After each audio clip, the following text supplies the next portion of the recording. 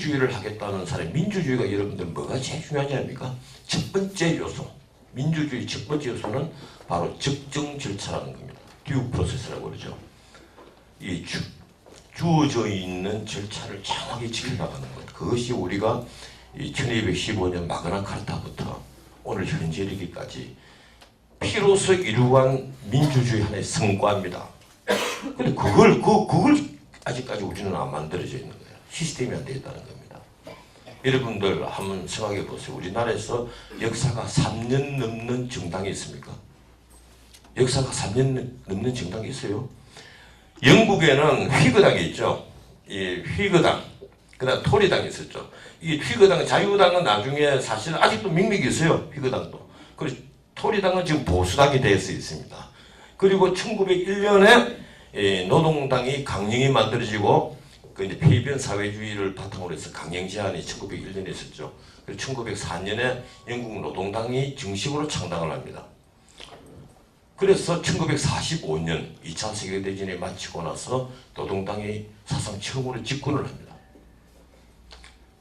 영국 같은 나라가 왜 민주주의인가 하면 시스템이 그대로 피로서 완성이 됐어요. 그걸 어떤 개인이 자기 마음대로 바꾸겠다는 감히 그런 욕심을 못 가집니다. 미국도 마찬가지잖아요. 소위 보수당이라고 하는 공화당과 민주당이 그 범자유주의죠. 지금 여러분들에게 내가 그 얘기를 해드리려고 하는데 범자유주의란 말이에요. 그건 범집단주의와는 전혀 다른 겁니다. 여러분들이 지금 좌파, 우파, 보수, 진보에 대해서 왜 자꾸 혼돈을 겪는가 하면 유럽을 보다가 미국을 보다가 하면 헷갈려버려요. 그 당이 한 번도 안 바뀐단 말이에요. 우리는 어떻습니까? 이 박정희 대통령 때는 황소 그림을 그려놓은 민주공화당, 그리고 민주당, 그 다음에 신민당, 신민당은 신민주당이죠. 신민당. 물론 그 앞에는 한독당부터 쭉 수많은 당이 있었죠. 그리고 나서 하여튼 이 당들이 했는데 열린우리당 만들었을 때 무슨 얘기였어요? 백년정당이라고 그랬죠. 내가 노무현 대통령의 제일 큰 공이 있다면 두 가지를 듭니다. 하나는 권위주의를 없애려 했던 것, 또 하나는 상향식 민주주의를 하려 하셨던 것. 내가 노무현 대통령 돌아가시고 나서 그렇게 그 MBC가 기습 인터뷰를 해오길래 인터뷰를 해주는데 그걸 9분을 방송을 하더라고. 연결 직전까지 그 얘기를 방송을 하던데 내 인터뷰를. 그게 사실입니다. 상향식 민주주의를 처음 시도했던 게 열린우리당이었어요. 그래서 기강당원제를 뒀잖아. 그때 상향식을 하겠다고 했고 공천도 전부 다 상향식으로. 노무현 대통령은 국회의원 공천에 일체 개입 안 했습니다. 그 어떻게 됐습니까? 다 와야 됐지. 열린우리당 무너지고 어떻게 됐어요? 당의 지지도가 5%까지 추락을 했었는데 그 다음에 석 달 동안에 당을 만들고 붙이고 찢어 붙이고 깨지고 다시 또 붙이고 한 게 17번이에요. 17번을 했단 말이에요. 그리고 나서 그 민주당이 다시 또 통합과 혁신에 들어가서 지금 민주당이 됐는데 이번에 또 새 당이 만들어지는 거예요. 이게 무슨 민주주의입니까? 그걸 만드는데 국민들의 뜻을 모아서 당의 정책과 이념이 미리 만들어지고 정당이라는 게 그런 거 아니에요? 정당이라는 것은 당의 이념과 정책이 만들어져서 거기에 동의하는 수많은 사람들이 모여서 정권을 획득하기 위한 결사체를 조직하는 것이 정당입니다. 그리고 민주주의는 최소한 우리가 찾아낸 최선의 민주주의는 지금으로서는 정당 민주주의예요. 그건 좌파의 최상집 필수와 똑같은 얘기를 한다. 정당 민주주의를 벗어난 민주주의는 그 민주주의가 아닌 거야. 그 최상집 교수가 늘 하는 얘기 아니에요. 거기에서 안철수하고도 충돌을 벌어져서 싱크탱크를 떠난 거야. 아니니까. 이건 아니니까 떠난단 말이에요. 정당은 1인 사당이 돼서는 안 됩니다. 그런데 그런 정당이 어떻게 3년이 간 정당이 없어지고 한나라당이 어떻게 됐습니까? 신한국당에서 한나라당은 조순 선생이 이름을 붙인 거죠. 한나라당도 사실 당의 이념이 정당 이름이 표시가 안 된 정당입니다. 웃기는 이름이죠. 한나라당. 처음에 제가 한나라당 이름 나왔을 때 내가 당시 경향신문에 목욕탕 이름이라고 썼습니다. 한나라 하필이면 저쪽에 내가 살던 홍제동에 나라 목욕탕이 있었어. 그래서 이게 목욕탕 이름이냐 당명에 자기들이 추구하는 이념이 드러나 있지 않는 그런 집권 정당은 전 세계 찾아봐도 없습니다. 여러분 한번 찾아보세요. 전 세계. 어떻게 민주주의를 하겠다는 나라가 이런 호진적인 나라가 있습니까? 이 우리나라가 이렇게 일천한 민주주의라는 것을 여러분들 알아야 됩니다. 지금 여러분들이 내가 지금 한 가지를 꼭 말씀드리려면 지우개 좀 줘봐요. 이 우리가 좌파 우파 할 때 좌파 건실한 좌파 있어야죠. 그리고 우파도 훌륭한 우파가 있으면 안 됩니다. 이게 내가 아무리 우파라고 해도 그런데 우리가 좌우파를 얘기하고 보수 진보를 얘기할 때 참 큰 착각들을 해요. 나는 요사이 그 미국 정치학 그 교과서에 나오는 얘기대로 범자유주의 그리고 범집단주의 이 얘기를 많이 합니다. 리버럴리즘과 그리고 팬 리버럴리즘과 팬 컬렉티비즘. 요사이 미국 이 정치학 교과서를 보면 최신 글들을 읽어보면 전 영어가 참 서툴러요. 근데 읽는 건 저거 하는데 읽어보니까 커뮤니즘이란 말을 거의 안 씁니다. 컬렉티비즘. 하긴 공산주의가 러시아 자유주의 혁명으로 1992년에 완전히 무너져 버리니까 그 이후로 아마 커뮤니즘이라는 말을 거의 안 쓰는 것 같아요. 컬렉티비즘, 집단주의라는 말을 많이 쓰거든요. 인간은 누구나 자유롭고 평등하다고 그러잖아요. 누구나 자유롭고 평등하다. 근데 내가 오늘 강의 주제가 좀 벗어난 건데 사실 강의 주제 아닙니다. 우리가 저 북한이라는 집단을 이해를 하려면 지금부터 하는 제 얘기를 잘 들어야 돼요. 인간은 누구나 자유롭고 평등하다. 그런데 그것이 자유롭고 평등하지 않았기 때문에 수많은 반작용들이 있어 온 건 사실입니다. 근데 이 노예제도에서 농노제도에서 다시 자유주의 혁명이 일어났단 말이에요. 우리가 이 자유주의 혁명이라면 우리가 이걸 대수롭지 않게 생각하는데 사실 이 자유주의 혁명의 큰 획을 하나 그은 것은 1789년의 프랑스 혁명 7월 14일에 바스티유 감옥을 습격한 사건이죠. 그게 프랑스 건국기념일이에요. 그 전에 루이 16세가 삼보회를 소집을 하고 그리고 국민의회가 만들어지고 테니스 코트에 선서가 있고 그리고 바스티유 감옥을 습격했단 말이에요. 이 1789년에 그 바스티유 감옥 습격한 이 프랑스 혁명 사건 이것은 자유주의 혁명의 아버지이자 어머니이자 할아버지 할머니입니다. 이걸 마르크스는 뭐라고 불러요? 마르크스주의 학자들은 뭐라고 그러면 급진 자유주의 부르주아 혁명 이렇게 부르죠. 앞에 급진을 붙입니다. 레디칼. 이게 이제 한나 아렌트 책에서 처음 시작된 얘기인데 급진, 레디칼이라는 말을 붙여요. 그 다음에 자유주의, 그 다음에 부르주아라고 붙입니다. 부르주아 혁명. 급진 자유주의 부르주아 혁명이야. 이 좌파들이 하나같이 하는 얘기입니다. 거의 모든 교과서를 보면 변함없이 급진 자유주의 부르주아 혁명, 프랑스 혁명이었단 말이에요. 그러면 우파는 이 프랑스 혁명을 뭐라고 부릅니까? 그 차이를 여러분들 알아야 되는 거예요. 우파는 뭐라고 부르는가 하면 자유주의 시민혁명이라고 부르죠. 자유주의 시민혁명이다. 사실은 여기에 엄청난 시각의 차이가 있습니다. 이 이전에 사실은 우리 시민권의 정진을 위한 혁명들이 많이 있었죠. 1215년 마그나 카르타부터 쭉 내려오다 보면 1640년대에 청교도 혁명이 있었죠. 청교도 혁명이 제일 결정적인 사건은 1648년에 여러분들이 잘 아는 그 누굽니까? 유명한 그 청교도 혁명의 그 공화적 크로멜. 이 크로멜이 이제 완전히 쿠데타로 없고 49년에 왕을 책임해버리잖아요. 그래서 청교도 혁명이라면 1949년을 많이 기점으로 삼는데 사실 혁명은 1942년부터 일어난 거예요. 그리고 1688년에 영국의 명예혁명이 있죠. 메어리와 그리고 윌리엄 제시대 네덜란드 시대 윌리엄 공을 모셔와서 현재의 왕주의 뿌리를 만듭니다. 그런데 이 영국의 혁명들을 보면 처음 시작부터 영국의 혁명들은 거의 시작이 그래요. 왕과 귀족. 귀족이 예컨대 마그나 카르타만 하고 그러면 그 공화정 때만 하더라도 그렇죠. 왕이 나를 처단하려면 내하고 왕이 마음대로 도끼로 내 목을 자르지 말고 나와 같은 그레이드의 사람들이 재판을 해서 나 목을 자르게 해다오. 그런 거예요. 그런 거와 이 1789년의 프랑스 혁명은 근본이 다릅니다. 프랑스 혁명의 근본은 뭔가 하면 우리가 자유를 찾는데 이 자유를 재산으로 본 거예요. 자유 이꼬르 재산이다. 자유는 재산이다. 유명한 그 불동의 책이 있죠. 재산이란 무엇인가? 파블리시입니다. 우리가 세계 사상 대전집 보면 불과 10페이지 정도만 차지하는 아주 짧은 팜플렛인데 이 정답은 그거예요. 재산은 도적질이다. 되겠습니다. 재산은 도적질이다. 그게 모든 것을 짐작하는 겁니다. 귀족과 그리고 권력자가 가지고 있는 재산은 쉽게 말하면 우리가 다 같이 한정된 재화를 나눠 가져야 될 것을 자기들 혼자 독점을 한 거란 말이에요. 이걸 그 헤겔이 그리스 때부터 내려오는 변증법을 써먹어서 헤겔이 재밌게 풀어낸 것이 바로 그 소위 말해서 유물론적 변증법이라는 겁니다. 이 정반합이죠.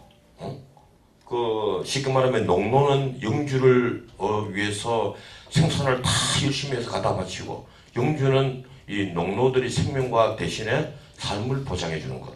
이것이 바로 봉건제도 아닙니까? 지금 여러분들 우리나라에 봉건제도가 있었는데 그 언제인 것 같아요? 우리나라의 봉건제도는 고려 때 한 150년 정도 있습니다. 이 15지종이라고 그러죠. 15지종. 15지종이 이 가문이 왕비를 공급을 한 가문이에요. 한 일개 군을 장악을 하고 있었죠. 이 파평윤씨가 대표적인 가문입니다. 파평윤씨. 이제 그런데 유럽은 그때 전부 다 봉건제도였단 말이에요. 이것이 정이다 말이에요. 정. 그 반은 뭐냐? 반은 인간은 누구나 자유롭고 평등하다는 사상 아니에요. 그래서 나온 합이 뭔가 하면 자유주의라는 겁니다. 자유주의. 마르크스주의 학자들이 이론이 바로 이거예요. 그래서 정반합으로 가는데, 그러면 또 가면 마르크스 생각은 그래요. 응? 여기에 작은 부르주아가 있단 말이에요. 이 부르주아란 말은 사실 어디서 유래했는가 하면 성 안에 사는 사람들입니다. 프랑스 혁명이 일어나고 나서 곧장 외국하고 전쟁이 붙었잖아요. 그런데 이제 돈도 없고 국가가 고갈이 되어버렸으니까 그 징병을 해야 된단 말이에요. 이러니까 호구조사가 되어 있는 데는 파리나 낭트, 마르세유 같은 대도시밖에 없습니다. 그래서 이제 많은 공고문을 붙인 거예요. 이 호구조사가 된 여기서부터 징집을 하고 세금을 거두겠다. 이러니까 도시 한가운데 사는 사람들이 다 튀어버려요. 바깥으로. 파리 같은 바리새유 지역으로 다 도망을 가버리는 거예요. 이래서 성 안에 사는 사람들은 혁명의 주동 세력이었던 소시민, 자영업자, 지식인들, 특히 지식인들, 소위 백과사전파라고 당시 불렸죠. 이 백과사전파가 프랑스 혁명의 하나의 그 사상적 그 바탕을 만들었단 말이에요. 이 디도르 같은 사람이 돈을 대고 볼테르 같은 사람이 이제 주체가 돼가지고 수많은 학자들이 있었죠. 장작 그루소 같은 경우는 처음에 음악을 담당을 했는데 그 볼테르가 장작 그루소를 굉장히 싫어했어요. 사기꾼이라고. 이 혁명이 일어나기 10년 전에 죽었죠. 그래서 혁명이 일어났는데 이 루소가 혁명의 아버지다 이래가지고 팡테옹으로 이전이 되지 않습니까? 이작이 된다. 관을 전부 다 들고 관을 파내서 전부 다 들고 행진을 해가지고 팡테옹에 묻습니다. 근데 볼테르는 팡테옹에 묻혀 있다고 우리나라 나오는 두산 백과사전인가 어딘가에 있던데 그거 거짓말이에요. 볼테르는 어디 있는가 하면 지하, 파리 지하에 이 지하도 있잖아요. 하수구. 거기 보면 해골이 5만 개씩만 그 있는 데가 있답니다. 그 안에 있습니다. 볼테르의 해골은. 볼테르가 팡테옹에 있다는 말은 그건 오류입니다. 나는 그 볼테르 평전도 읽고 수많은 자료를 찾아보니까 그게 확실하더라. 어떻든 이제 그걸 자유주의라고 그 자유주의 혁명이라고 부르는 것은 이제 마르크스 생각인데 이 성 안에 있던 사람들이 자기의 이 지식인들 이런 사람들이 자기의 재산을 내고 자식을 전선에 내보냈단 말이에요. 그리고 그 사람들이 바로 부르주아야. 부르주아고 그 생각들이 노블리스 오블리주라는 겁니다. 가진 자의 의무란 말이에요. 이건 로마 시대 때부터 내려온 겁니다. 로마 시대 때는 아무나 군대를 못 갔거든. 시민과 귀족들만 군대를 갑니다. 그리고 시민이 되려면 군대도 가고 그걸 자랑스럽게 얘기해요. 가진 자의 의무야. 의무이면서 하나의 권리예요. 그 정신이 내려가서 이 프랑스 혁명 직후에 구현된 것이 바로 부르주아의 생각들입니다. 그때 부르주아가 탄생했단 말이에요. 마르크스는 이 부르주아를 그냥 그런 사람으로 부르는 게 아니고 유산계급으로 부르는 겁니다. 유산계급. 이 유산계급이고 많은 프롤레타리아트가 있단 말이에요. 마르크스가 생각하는 프롤레타리아는 어떤 건가 하면 그냥 무산자가 아니에요. 임금 노동자예요. 임금 노동자. 착취를 당하는 자기가 어떤 요살치고 부가가치죠. 부가가치 이만큼 만들어내면 고수 요만큼만 임금으로 주고 예컨대 데이비드 리카르도가 얘기한 바로는 임금 생존비 쓰자고 그러죠. 딱 생존비에 맞는 돈만 주고 나머지는 자본주가 독식을 해버린단 말이에요.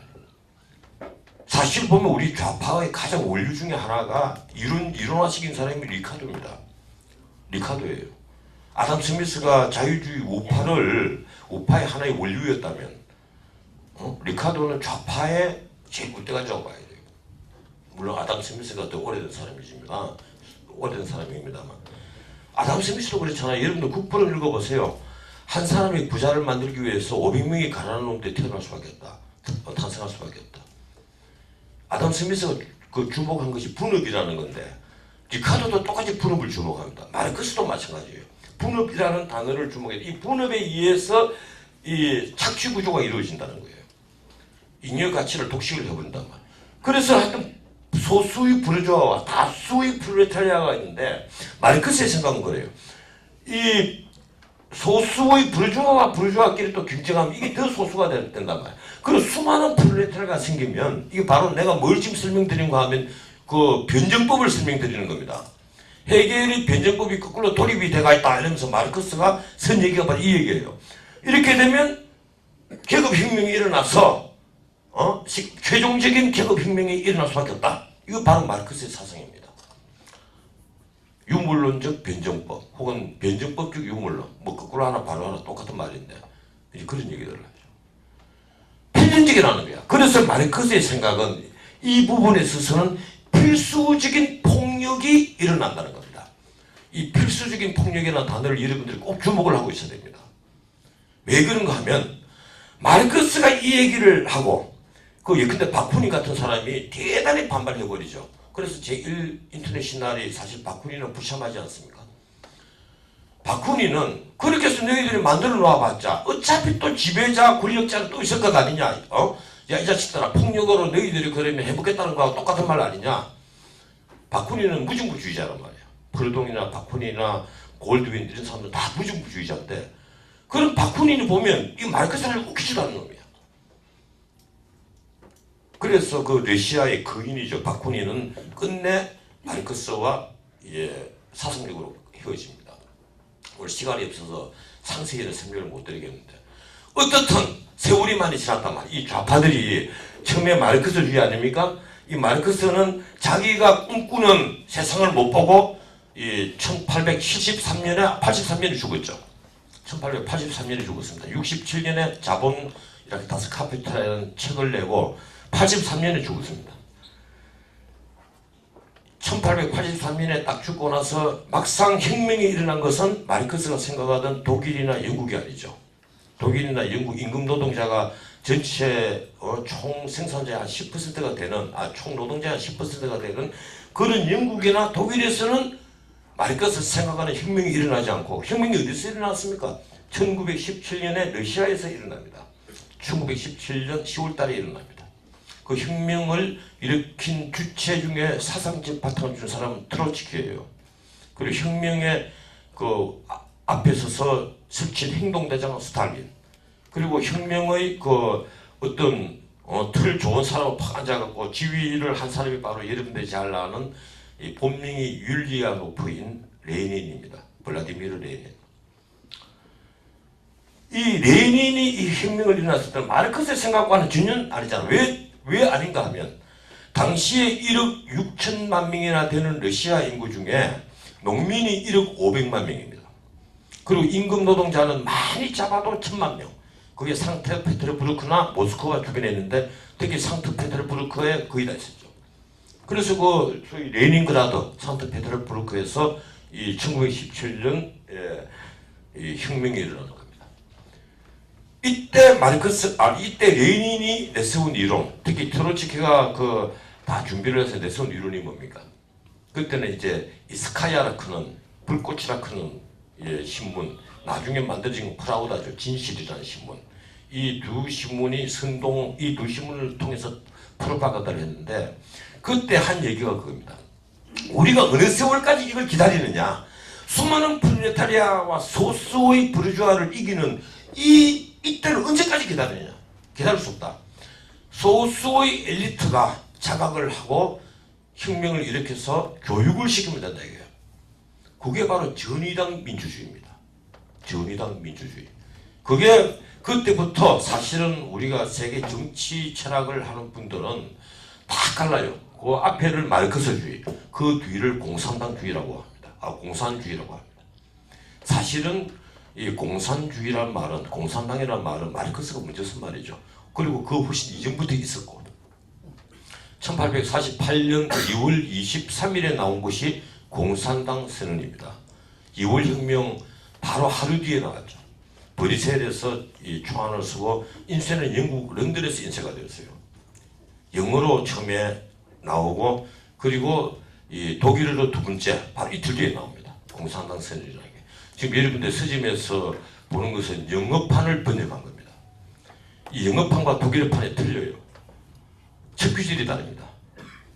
유럽의 유령이 배회하고 있다. 그 영어판입니다. 표현이 조금 다릅니다. 그리고 마지막은 똑같죠. 망국의 노동자야, 망국의 노동자에 단결하라.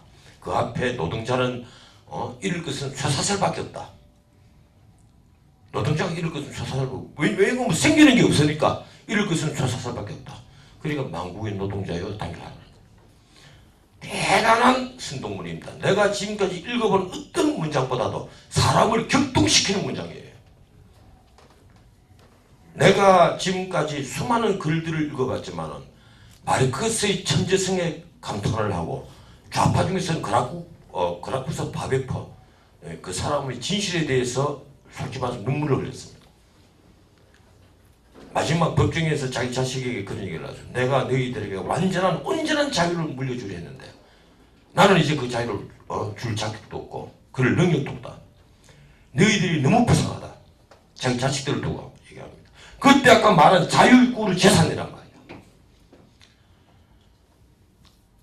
그리고 이 좌파를 얘기하면 이 이제 마르크스주의 공산주의가 남았는데 이놈의 이 이상한 공산주의가 중국에는 어떻게 흘러갑니까? 모택동은 자생적 공산주의 중에 하나죠. 물론 모택동도 학교를 4년을 다녔습니다. 장사 대학까지 하면 4년을 학교를 다니기 참 보여요. 근데 모택동에게 이 사상적 기반을 준 사람은 이대소라는 사람입니다. 이대소는 와세다 대학에서 볼셰비키를 공부를 하고 이 북경대학 북경대학이죠. 베이징 대학의 이 도서관에 사스로 간 사람이에요. 물리과대 교수 겸 사스인데 이 사람에게서 공산주의를 배웠단 말이에요. 근데 중국은 어때요? 중국은 임금 노동자가 애초에 없잖아. 공장이 없잖아요. 그러니까 농업 기반의 봉건 제도에서 곧장 사회주의로 건너가는 이론이 바로 모택동주의입니다.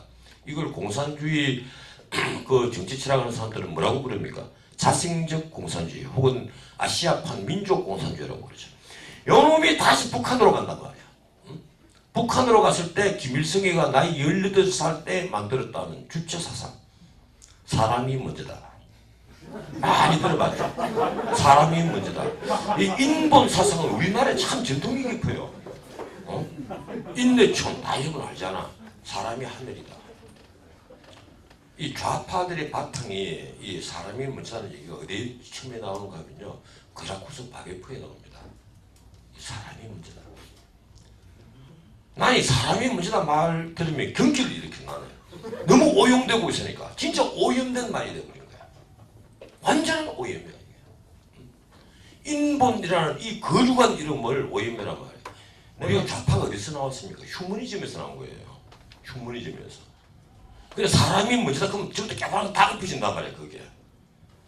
그런데 문제는 이 주체 사상의 딱 결함을 여러분들 하나만 얘기할게. 딴 거 다 볼 것 없어. 제 3장에 뭐라고 되어 있습니까? 수령관에 김일성이는 아버지고 김일성이가 이제 김일성, 김정일이, 김정은이 다 마찬가지예요. 저 이제 30살밖에 안 되는 저 핏덩어리 제도 아버지. 당은 뭡니까? 노동당은 뭔가 하면 어머니입니다.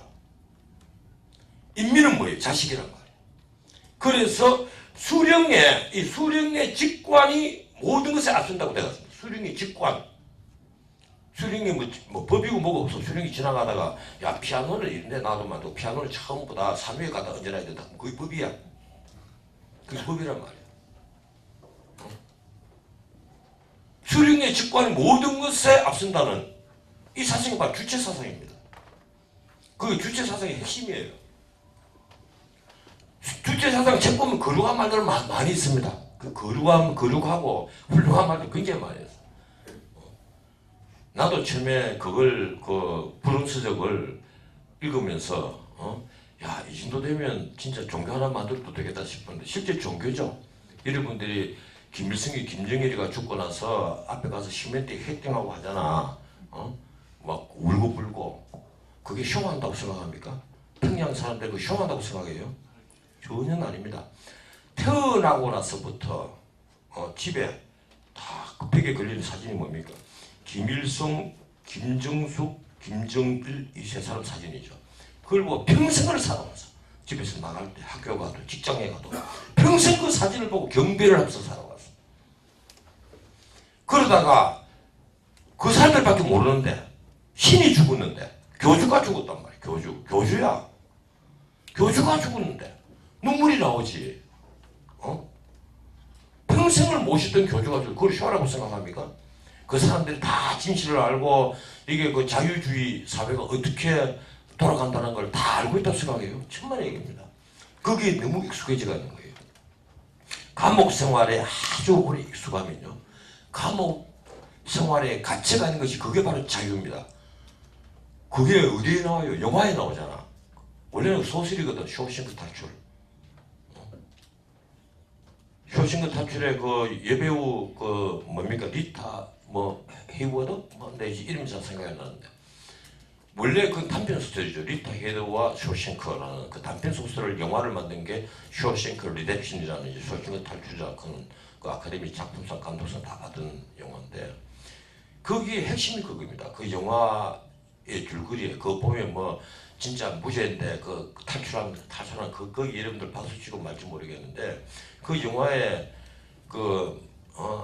이 오랜 동안 50년을 감옥 생활을 한 사람이 가처분을 받아서 밖에 나가서 이 목매달아 죽잖아요.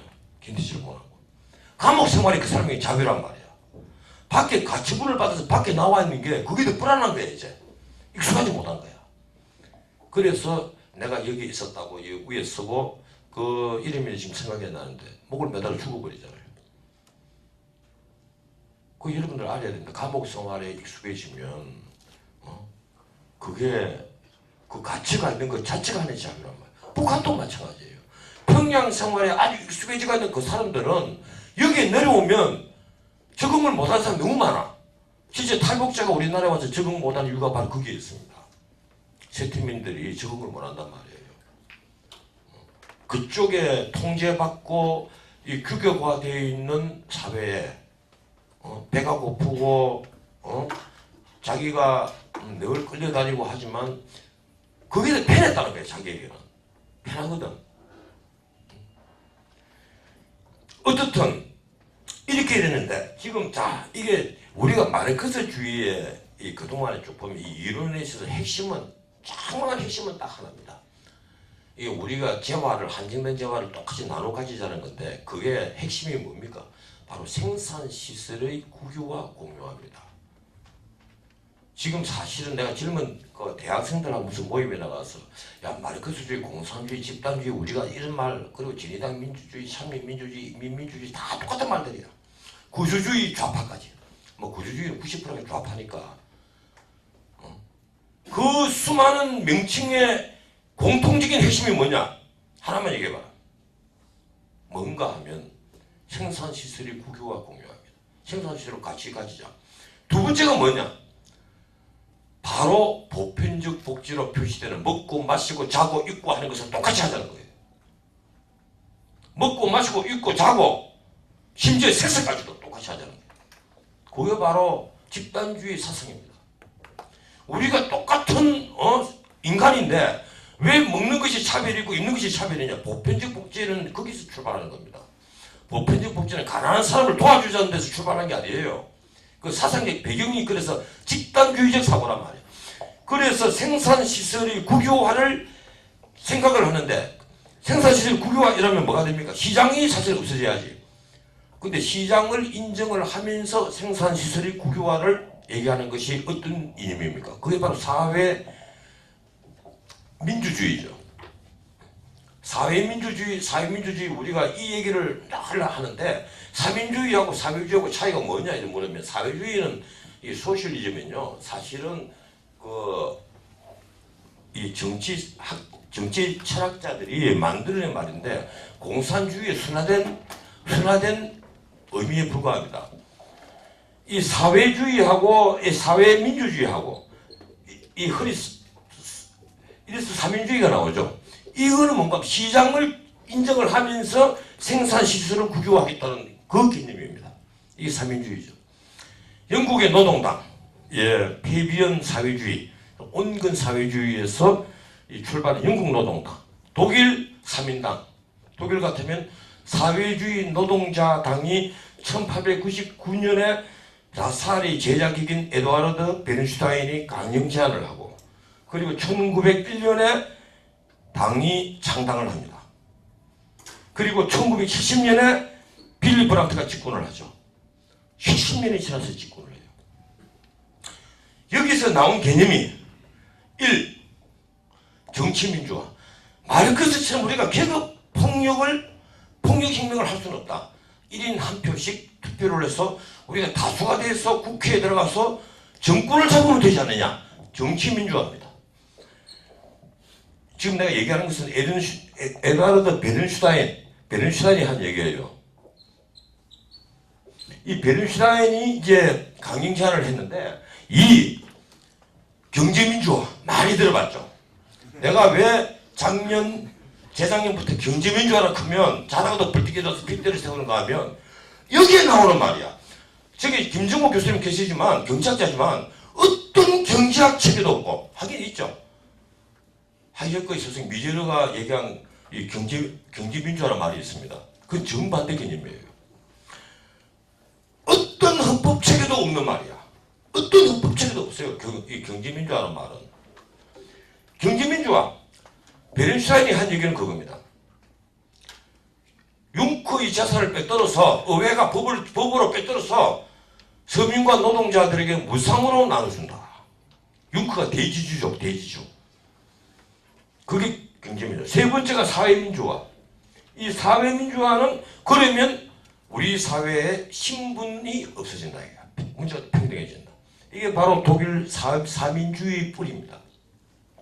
세월이 많이 흘러서 빌리 브란트가 집권을 했을 때 다시 독일 산별노조가 얘기를 합니다. 정치민주화하고 똑같죠. 우리 이제 정치민주화를 했다 이거예요. 근데 경제민주화가 제대로 이루어지지 않아서 사회민주화도 제대로 이루어지지 않고 있다. 그때 독일 산별노조가 주장하는 것은 뭔가 하면 노동자가 기업 경영에 참가를 해서 노동자가 기업 경영에 참가해서 함께 회사를 경영을 그래야만 진정한 경제적인 민주화가 이루어진다. 전 세계 이 주식을 가지지 않는 순수한 노동자가 기업 경영에 참가하는 것은 눈을 씻고 봐도 없습니다. 그건 기본적으로 자본주의와 정반대되는 공산주의, 사회주의 개념이에요. 1970년부터 대경론이 벌어졌습니다. 독일 좌파와 우파 사이에. 심지어 좌파 안에도. 이건 말이 안 된다. 요사이 꼭 무상버스 나오는 거랑 마찬가지예요. 말 안 되는 소리를 자꾸 하면 자기 진영 안에서도 경론이 벌어진단 말이에요. 그 경론이 벌어져서.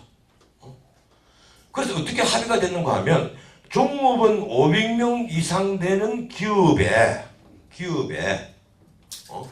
종업원 500명 이상 되는 기업에 이 감사위원회를 두대. 감사위원회. 이 감사위원회는 노동자도 들어가고 그리고 소액주주도 들어가고 그리고 재년치계같이 이게 등망이 있는 분도 들어가고 해서 감사이사회가 1년에 한 4번 정도 감사이사를 열어서 분기별로 열어서 경영을 감시한다. 그렇게 최종 합의가 된 겁니다. 감사이사회법. 그거예요. 그걸 가지고 자꾸 경제민주화 타령을 한단 말이에요.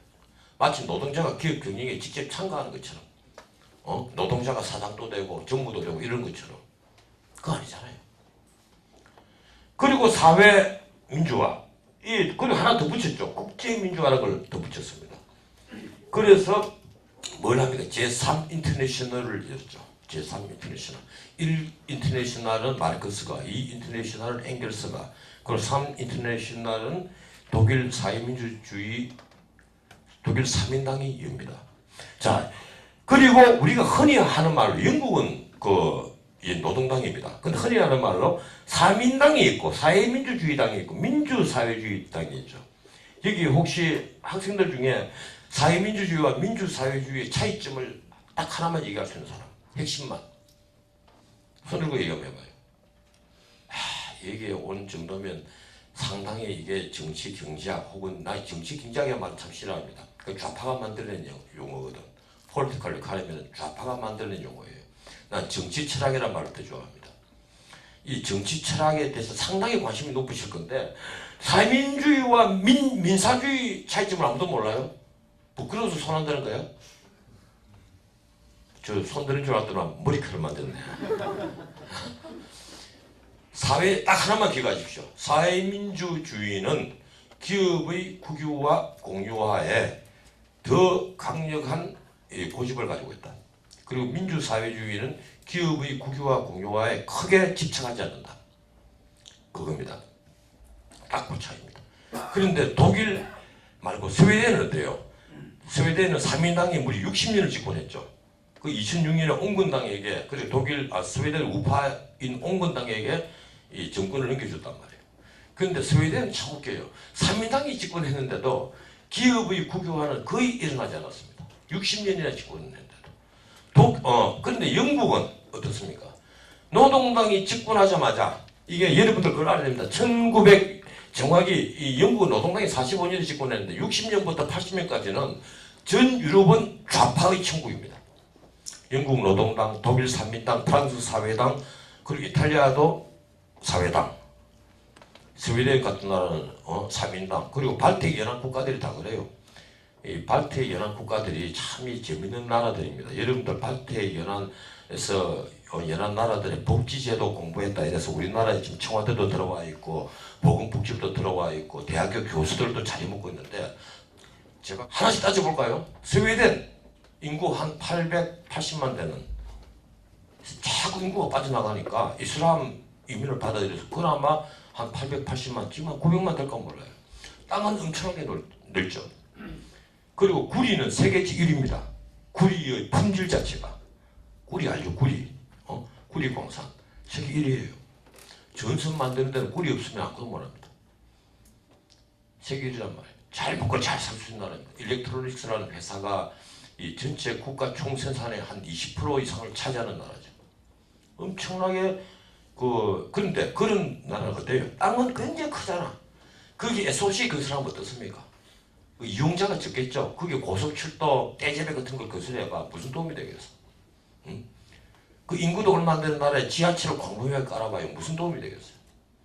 그러니까 거기는 복지제도가 뭐가 가장 좋습니까? 대가리마다 돈 주는 게 최고야.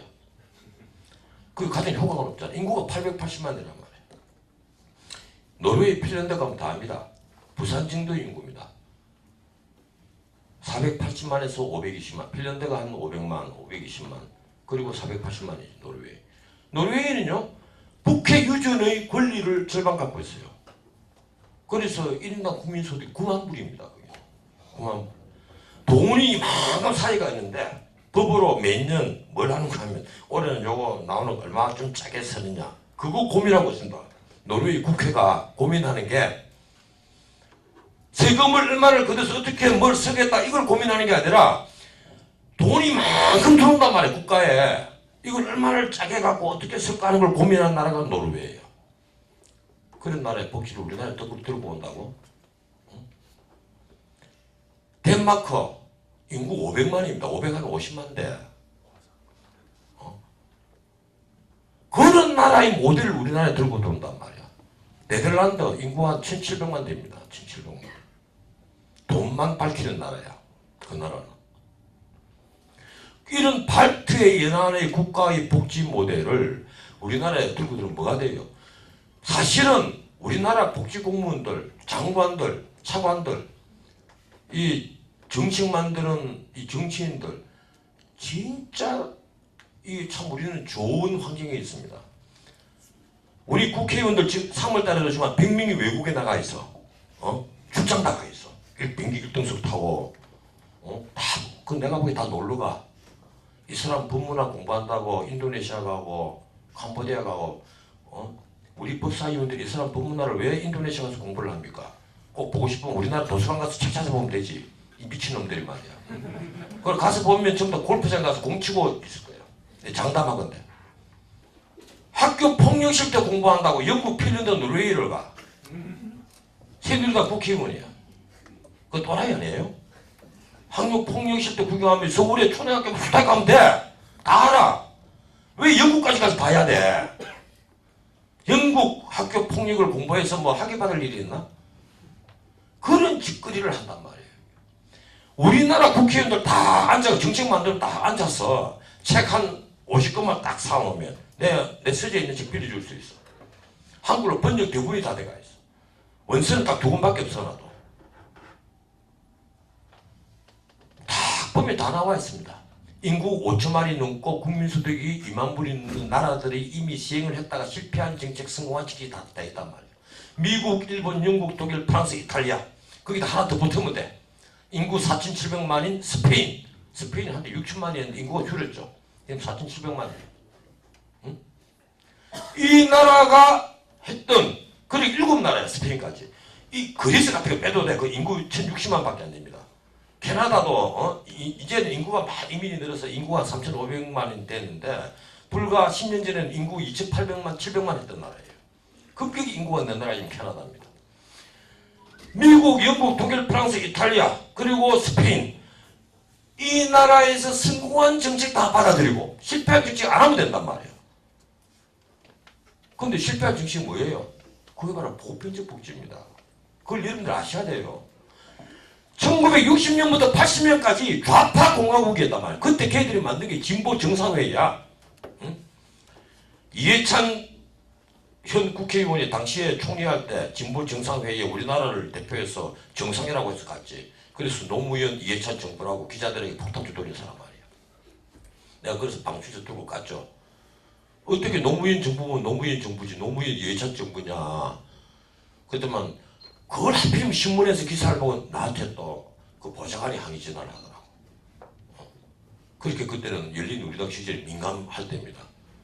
나 참 그런 거 감옥에 안 간 사람인데 하여튼 이때 좌파 하면서 영국 노동당이 어떻게 했어요? 전부 다 국유화를 했단 말이에요. 국유화를.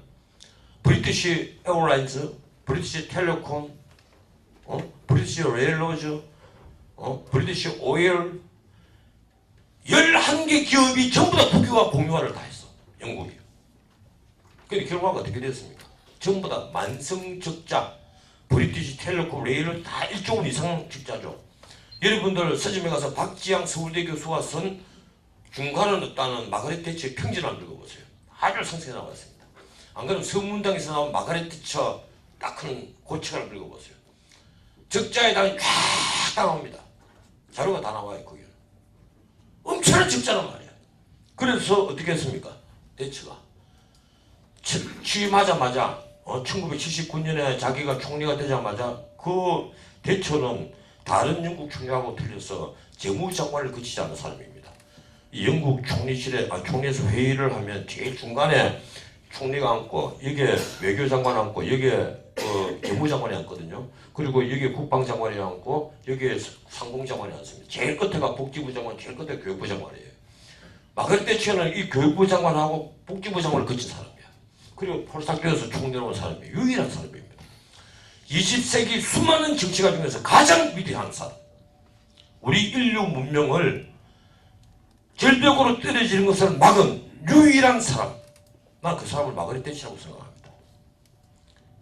내가 만약에 대통령이 된다면 나 마가렛 대처 평전을 항상 책상에 얹어놓고 있을 거야. 정말 위대한 분입니다. 여성이지만 이 치매에 걸려서 작년에 세상을 떠나셨는데 그날 내가 혼자서 술 먹었어요. 좋은 술을. 정말로 이 마가렛 대처 여사가 광산 노조를 와해를 하고 전부 다 국유화된 걸 민영화를 했죠. 뭐로 했습니까? 우리나라처럼 뭐 재벌이 끼어들 여지도 없습니다. 전부 다 국민주로 했죠. 국민주로. 그래서 영국의 당시에 이 인구가 한 그 8천만 되는 나라에 이 주식을 가진 인구가 한 250만 밖에 없었는데 주식 가진 사람을 1200만 명으로 만들어 버렸습니다. 국민주로 다 나눠줬죠. 그리고 어떻게 됐어요?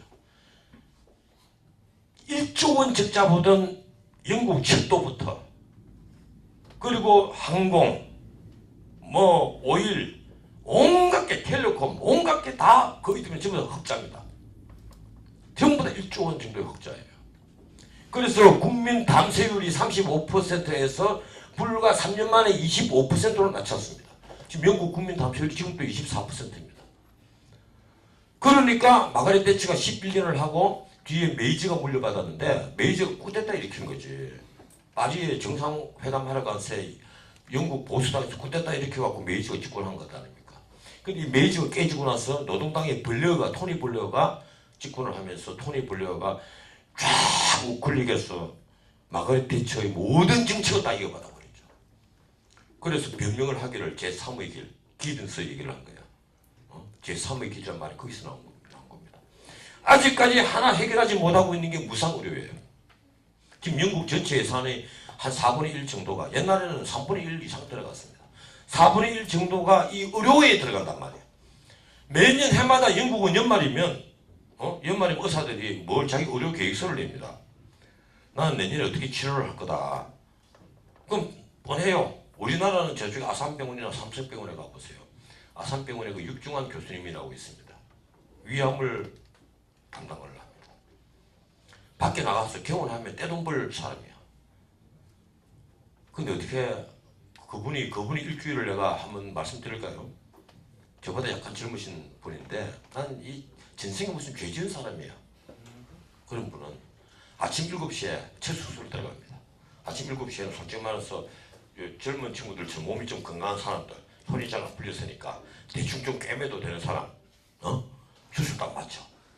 그러면 쉬어서 이제 한 10시쯤 되면 아침밥 먹고 10시쯤 되면 손이 풀렸단 말이야. 그러면 혹시 이제 우리 사회 VIP 저기 이제 김종호 교수님 같은 저런 어른이 혹시 많이 하나라도 병에 걸리면 제일 VIP 대우를 하는 거예요. 내 나이 있는 사람. 그리고 그 다음에는 점점 또 마지막에는 밤 11시에 마지막 수술 때는 해롱된답니다. 그래 수술을 마친다. 하루에 7명에서 8명 수술을 해요. 그 이튿날 회진을 해. 그 생활이 계속 반복돼. 평생을 그런 사람은 휴가가 없어. 그런데 영국은 어떻게 합니까? 영국은 오전에 하나, 오후에 하나, 딱 둘이야. 안 해? 그리고 하루 쉬어. 휴지는 레지던트 애들 하는 거야. 그 돈 회지는 안 가. 심지어 요사이 흔해 빠진 바이패스 수술하는 것도 오전에 한 건, 오후에 한 건. 우리는 바이패스 수술은 하루에 8건 표준입니다. 큰 병원에서. 그러니까 영국은 우리보다 위암 발병률이 낮아요. 영국에서 위암 환자들 우리나라 삼성병원 오고 아산병원 오고 서울대병원 오고 세브란스병원 오고 와 있습니다. 여러분 내 말 거짓말 같으면 한번 가보세요. 영국 환자들 이렇게 머리 노란 사람들 병실에 왔다 갔다 하는 사람들 보면 전부 다 위암 환자들이에요. 영국에서 수술 못 받으니까 돈 많은 놈들은 이스라엘 가거나 미국 가요. 돈 좀 가난한 사람들은 우리나라 서울에 옵니다. 태국에 가거나. 그래도 한국 의사들이 솜씨를 믿어갖고 서울에 많이 와요. 이게 바로 보편적 복지의 현실이야. 이게 무상의료의 현실이란 말이야. 무상복지라는 개념은 뭔가 하면요, 니나 내가 먹고 입고 마시고 치료받는 걸 똑같이 하겠다는 겁니다. 그럼 결과가 뭐예요? 하향평준하죠. 지금 영국에 한때 이 시절에 무상급식 100%를 했는데 지금 몇 프로가 11%입니다. 이거 내가 거짓말 같으면 내일부터 진짜 은퇴할게. 안 그래도 사실 지금 반쯤 은퇴했는데 진짜 은퇴해버릴게. 왜 이래 됩니까? 우리 지금 당장 우리 서울의 초등학교 어떻게 돼가있어요? 30%는 도시락 사두고 가. 20%는 학교에 가서 컵라면, 다른 컵라면 먹고 있어. 빵 먹고. 나머지 50% 중에 30%는 절반 정도 먹고 밥 갖다 버려. 애들 잔밥, 이게 쓰레기밥, 이거 치우는 돈이 1년에 295억이 들었어요, 작년에. 이거 많은 짓이야, 이게 지금. 애들, 초등학교 애들 밥 먹고 갖다 버린 거고, 쓰레기 치우는 비용이 295억이 들었단 말이야. 이런 무상급식을 자랑스럽게 생각을 하고 있는 인간들이 있단 말이야, 이게. 진짜 가난한 애들에게 품질 좋은 밥을 줘야 될 것 아니야. 진짜 어두운 곳에 복지를 해야 될 것 아닙니까? 내가 늘 하는 얘기가 그거예요. 복지 사각지대 1번이 뭔가 하면 독거노인입니다. 이 얘기는 벌써 10년 전부터 하고 있어. 우리 지금 독거노인이 얼마인지 압니까? 공식 통계로 120만 명, 실제 200만 명. 이 200만 명 중에서 자식이 일주일에 한 번 전화 거는 사람이 49.3%야. 작년 말 여론조사 결과입니다.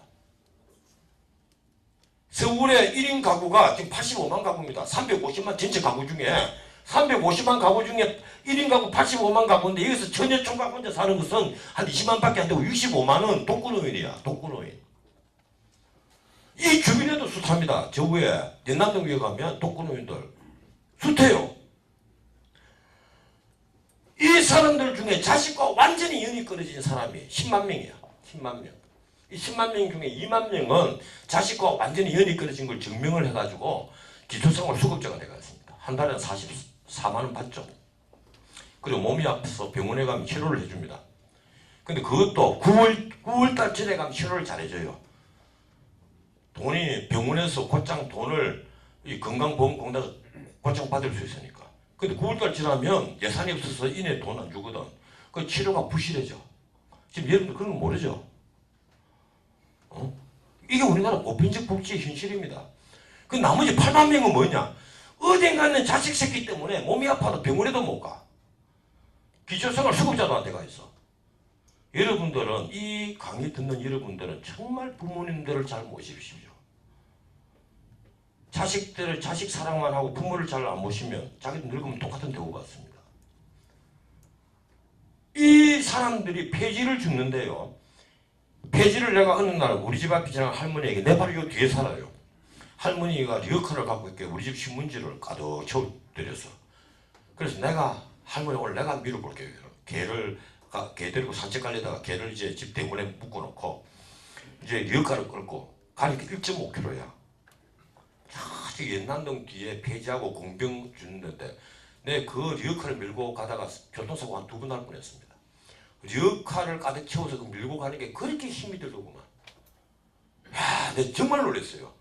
지나가면서 뭐 리어카 밀고 가는 대수롭지 생각을 했는데 막상 내가 거기 가득 실어서 밀고 가보니까 그렇게 힘이 들더라고. 근데 가니까 얼마 주는지 알아요? 3,000원. 3,000원. 대충 실어서 오면 1,000원. 한 달에 해도록 모으면 얼마인지 알아요? 10만 원입니다. 그 10만 원에 여기 동사무소 나오는 게 97,000원이거든. 그 보태서 한 20만 원 되는 돈으로 먹고 살아요. 저축해가면서. 그래 연말 되면 이제 동사무소에서 살하고 연탄을 갖다 놓고 사진 찍고 가. 근데 그 동사무소 못 합니다. 동사무소에 복지 담당 여자 공무원이 딱 하나 있는데 구급이 아침에 9시에 이제 앉자마자 전화벨이 울려서 욕이야. 야, 이 개 XX야. 나는 왜 안 해주니? 일어날 틈이 없어. 전화기 오면 또 전화기가 울어. 앞에 찾아와서 항의해. 그러니까 숙제가 있거든요. 독거노인들, 소년소녀 가정들 찾아가 봐야 숙제가 있어. 그 장부에는 전부 다 거짓말 쓰게 마련이야. 오늘 김영순 할머니에게 갔는데 무릎이 좀 아프다고 무릎 주물려 드리고 왔음. 이게 저쪽에 전원책 할아버지가 있는데 가서 어깨를 만져드리고 왔어. 전부 다 거짓말이야. 한 달치를 밀었어. 처음에는 내가 그 복지 공무원들 보고 아주 나쁜 공무원이라고 그랬어. 근데 그게 아니야. 갈 틈이 없어. 갈 틈이. 무슨 욕질부질을 하고 멱살 잡고 난리를 치니까 앞에서. 지금 여러분들 그 실상을 알면요. 지금 기절할 판입니다. 우리 복지의 일선 현황이 그렇습니다. 그런데 그걸 정치하는 인간들은 아무도 몰라요. 어느 국회의원인데 대통령도 모릅니다. 대통령이 그 현장을 가봤나? 대통령 가면 잘 돌아가지. 어쨌든 그렇단 말이야. 이 소년소녀가장 여러분 통계 한번 보세요. 인터넷에. 한 2천여 명 되어가 있습니다. 2,000명이라고 말이에요. 실제 몇만 명이지 압니까? 2만 명입니다. 제가 장담하는데 2만 명입니다. 집창촌에 있는 창녀 매춘하는 아가씨들이 모인 회가 모임이 한트라는 모임입니다. 노무현 대통령 때 이게 성매매 특별법 만들었잖아. 내가 집창촌 아가씨들의 내가 무료 변론을 맡았습니다. 전국에 내가 다 다녔어요. 전국에. 부산 완월동, 대구 자갈마당, 서울의 양동 할 것 없이 인천의 옐로우하우스 1570명에게 내가 일단 팩스를 받았습니다. 학력들을 다 소리더라고. 학력들을. 하나 확실한 것은 한 달에 집에 보내주는 돈이 적으면 250만 원, 많으면 한 500만 원 가까이 돼. 그리고 대부분의 여성들이 출퇴근을 해요. 서울에는. 서울, 부산 이런 대도시에는 출퇴근을 많이 합니다. 주변에 원룸을 얻어놓고. 내가 그래서 노무현 대통령에게 그 팩스를 갖다 붙이고 이 모든 언론사에 다 돌리고 이 성매매 특별법 만들면 안 됩니다. 이건 구조적인 문제다. 좌파가 많이 쓰는 말이 구조적이라는 거 아니에요. 내 우파에 내가 한번 써봤어. 이건 구조적인 문제다. 이 구조적인 기본을 해결하지 않고 집창촌 없앤다고 얘들 데려다가 미장원 교육시키고 꽃꽂이 교육시켜가지고 한 달에 30만 원씩 주고 사회에 다시 내보내면 아무 도움이 안 된다. 대학교 졸업 맞고 어디 가서 한 달에 350만 원, 450만 원 주는 직장이 없다 지금. 이게 구조적인 문제다 이게. 이걸 강제로 없애려고 하지 마라. 방법이 없다. 얘들이 부끄러운 줄 모르고 중앙청 앞에 국회 앞에서 얼굴 다 드러내놓고 데모를 할 때는 이유가 있는 거단 말이야. 이게. 이유가 있다. 3,000명씩 모여서 데모했잖아요. 전국에서 다 몰려와가지고 장녀들이. 여러분들 그거 압니까? 이게 마지막 교환이에요. 컴퓨터 가보세요. 병원에, 큰 병원에 화장실 한번 들어가 보세요. 뭐라고 돼? 장기 매매 붙여놓으면 청소부가 지나면 다 뗍니다. 좀 있으면 또 붙어 있습니다. 그게 뭐예요? 그게 마지막 교환입니다. 마지막 매매에 나선 거예요. 자기 장기를 교환하고 자기 몸을 팔려하는 것은 마지막 교환이란 말이야. 이런 절박한 상황에 몰려가 있는 사람을 보고 꽃꽂이나 가르쳐주고 미용 기술을 가르쳐주면 해방이 된다고? 지금 무슨 소리들 하고 있는 겁니까? 여러분들 중에 솔직히 말해서 장애를 욕할 수 있는 그런 자신만만한 사람 누가 있어요? 자기 지식을 돈에 팔아먹으면 그 장남 아닙니까? 마찬가지란 말이야. 그 사람은 팔 게 없으니까 몸을 파는 거야. 자기 아버지 어머니 병으로 들어누워 있는 사람들은 먹여 살리기 위해 가고 자기 동생 학교에 보내는 학비 되기 위해서 현대판 심층이들입니다. 80%는. 난 100%라고 얘기 안 해요. 80%는 현대판 심층이란 말이에요. 여러분도 오늘부터 절대로 그 매춘 여성들 함부로 욕하지 마세요. 이 세상에 원해서 자기 몸을 파는 사람이 누가 있겠습니까? 자기가 너무 그거 좋기 때문에 나 매춘하고 싶다 이런 사람이 누가 있겠어요? 상식적으로 한번 생각을 해봐. 마지막 교환에 나선 사람들이란 말이에요. 장기를 파는 거나 몸을 파는 게. 그렇도록 만들어 놓은 하나의 사회 구조가 바로 자본주의인데 난 그 자본주의를 옹호하는 사람이야. 이 옹호가 제대로 된 옹호가 되려면 이런 어두운 구석부터 없애줘야 되잖아. 그래서 내가 선별적 복지를 해야 된다. 이것부터 먼저 복지 사각지대부터 없애야 된다. 올해 들어와서 한 달 전부터 느닷없이 새 모녀 자살하고 남녀가 동반해서 뛰어내리고 모자가 15층에서 뛰어내려서 죽어버리고 하니까 갑자기 주목받죠. 근데 그게 갑자기 생긴 게 아닙니다. 올해 전부터 새 모녀는 무시 죽어요.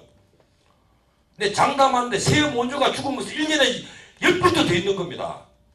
이번에 뉴스에 스포트라이트를 받았을 뿐입니다. 그게. 하루에 40명이 죽는 나라란 말이야. 이 자살을.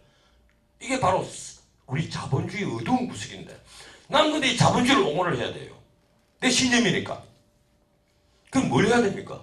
이 어두운 구석을 치유를 해야 되는데 이게 보편적 복제를 한다고? 그건 늑 빠진 놈이 하는 소리입니다. 왜 넋이 빠지느냐? 내가 그걸 아주 간단하게 설명을 해드릴 거예요.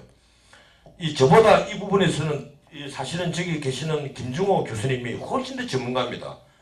저는 이게 반풍수라고 그래요. 나는 경제학을 공부를 안 한 사람이기 때문에 반풍수인데 최소한 이 반풍수라도 내가 지금 하는 얘기는 아주 정직한 사실입니다. 얼마 전에 이탈리아의 국가부채 얘기가 나왔죠. 182점 몇 프로다. 난리가 났죠. 이탈리아가 망했다. 채권 이율이 엄청나게 올라갔습니다. 그 우리나라 정부 땐지 압니까?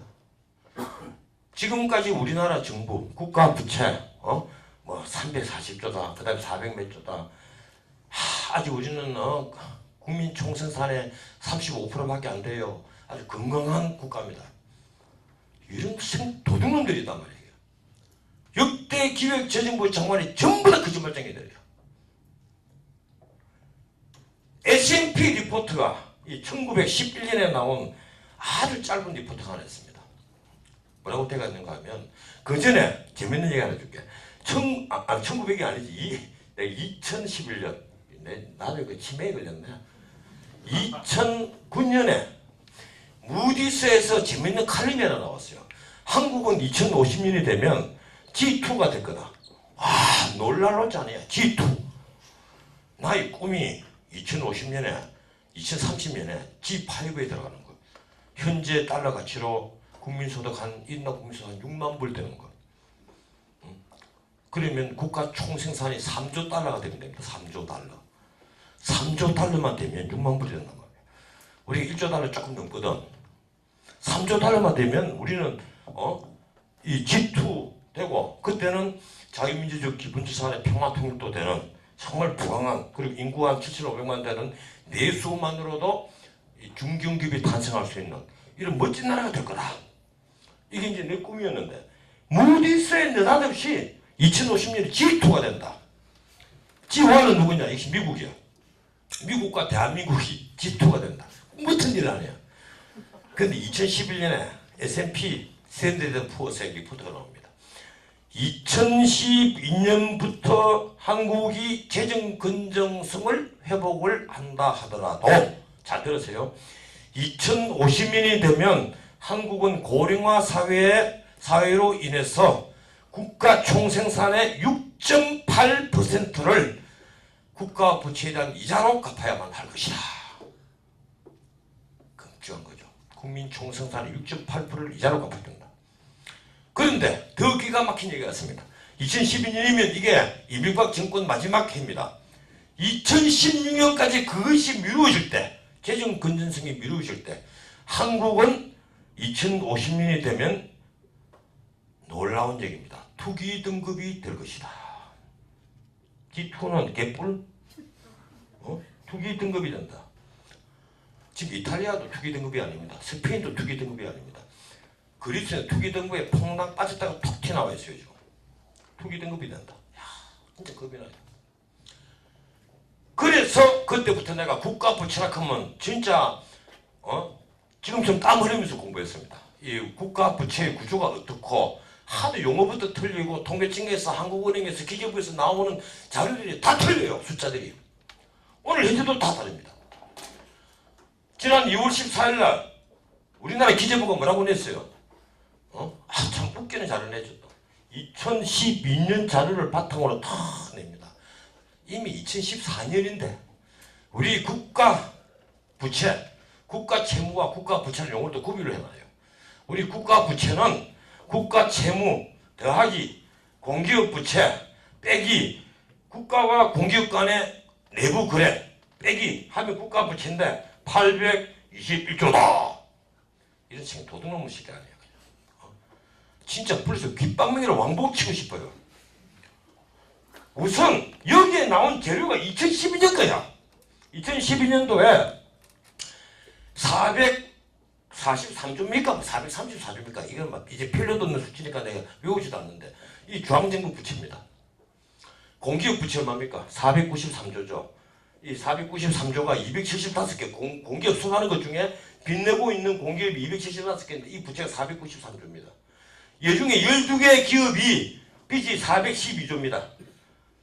이 중에 9개 기업 더하기 가스공사 빚은 영업이익으로 이자를 감당을 못합니다.